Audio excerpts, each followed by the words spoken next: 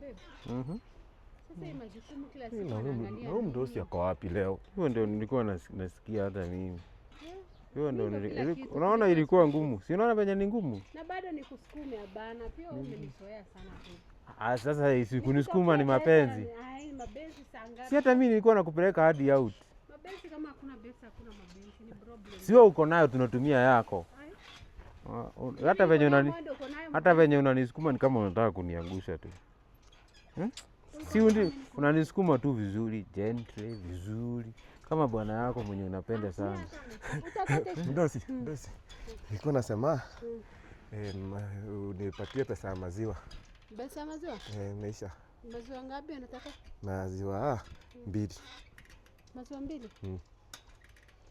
Wewe, mimi niko na pesa kweli? Naona unafurahia. Huyu baba Abdullah. Si uchukue pesa uende maziwa si ndio nataka? Wewe nyamaza na hata huwezi nunua maziwa. Ati? Sijaongea. Alikuwa anasema kama mimi naweza nunua maziwa. Sijaongea. Si ununue basi, si ununue ni sawa. Sijaongea. Nakutumia kwa simu ama utatuma pale kwa supermarket niende? Ndio hapo kwa supermarket. Ni sawa. Alafu ongea kwa sauti hizi wote tusikie. Hii ni wewe. Naongea na mdosi wangu. Siwachana na yeye. Huyu. Si hizo vitu mnanunua unaongea kwa sauti tunasikia sisi wote. Sawa. Wacha nisukume yeye hata ana kitu maskini.